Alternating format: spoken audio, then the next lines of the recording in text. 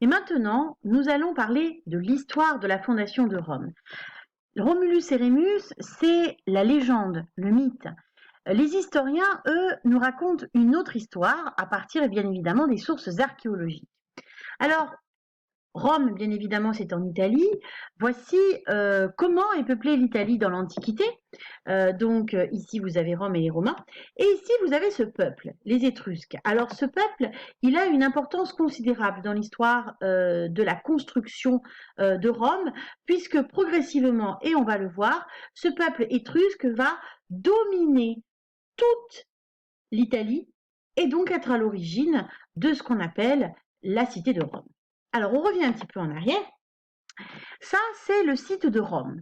Là où se trouve toujours aujourd'hui la ville de Rome, vous avez 7 collines que vous avez représentées ici, et vous avez un fleuve, le Tibre, celui dans lequel, dans la légende, Romulus et Rémus ont été jetés. Là, sur la colline du Palatin,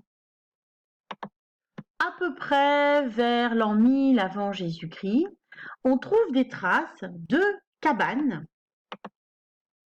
dont on a donc retrouvé ici des vestiges archéologiques. Alors ces cabanes, elles datent du premier millénaire avant Jésus-Christ. Ici, vous pouvez remarquer les trous, voilà, qui permettaient d'accueillir les poteaux. Alors ça, ça n'est pas un d'origine, qui supportait les toits de ces cabanes. On a retrouvé donc les fondations de ces cabanes en pierre un petit peu partout sur la colline du Palatin. Et donc les archéologues et les historiens savent que le site de Rome était peuplé dès l'an 1000 avant Jésus-Christ. Ensuite, on a retrouvé des traces plus nombreuses de ces cabanes sur d'autres collines. Donc la colline de Quirinal, Esquilin, etc., le Caelius, sur la colline de l'Aventin. Mais ici, ces cabanes sont beaucoup plus nombreuses et forment en fait des villages, très probablement des villages de bergers, installés là, pareil, vers 900 avant Jésus-Christ. Ces villages ont été progressivement regroupés derrière des remparts. Et c'est là qu'on retrouve les Étrusques, ce peuple dont je vous ai parlé tout à l'heure, parce que ce sont les Étrusques qui ont regroupé les villages sous une même autorité, qui ont installé à cet endroit-là un royaume en construisant un rempart.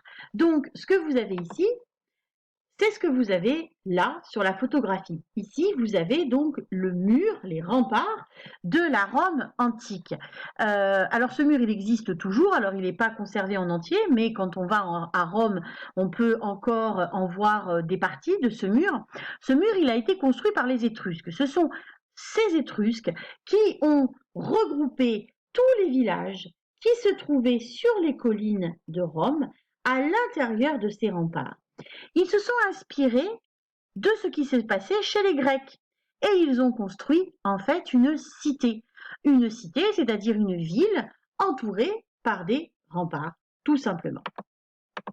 Alors voici un plan de la ville de Rome où vous retrouvez donc les collines, Quirinal, le Palatin, le Capitole, ici les remparts qui ont été construits, et donc le Tibre, le fleuve, et puis représenter quelques-uns des monuments qui ont été petit à petit construits à Rome, d'abord par les Étrusques, puis ensuite par ceux que l'on a appelés les Romains, puisque la cité a pris le nom de Rome, et donc ses habitants sont devenus les Romains, qui ont donc pour origine, ces Romains, le peuple étrusque. Voilà donc un résumé rapide de l'histoire de la fondation de Rome. Donc, si je répète rapidement pour que vous fixiez les informations, on a donc un peuple étrusque qui est à l'origine du peuplement des Romains. À l'emplacement de Rome, 7 collines. Sur ces 7 collines, d'abord des cabanes construites, puis ensuite ces cabanes deviennent de plus en plus nombreuses et forment des villages. Ces villages sont ensuite réunis par les Étrusques à l'intérieur de remparts qui sont construits tout autour des 7 collines. À l'intérieur, on crée une cité dont on fait un royaume. Hein. Les Étrusques sont dirigés par des rois. Et petit à petit, les Étrusques deviennent ce qu'on appelle des Romains, puisque cette cité, on lui donne le nom de Rome, et que dans la ville, on y construit des monuments sur le modèle de ce que l'on a pu voir des cités grecques, c'est-à-dire une colline consacrée à la religion, qu'ici vous avez, hein, le Capitole, avec le temple de Jupiter installé dessus, avec des remparts tout autour, avec une voie sacrée qui permet de quitter la colline consacrée à la religion pour descendre à l'intérieur de la ville, et avec ici donc la place principale de Rome que chez les Romains on appelle un forum. Voilà quelle est la véritable histoire de la fondation de Rome, mais le mythe de la fondation de Rome a une très grande importance pour les Romains et nous allons comprendre pourquoi par la suite.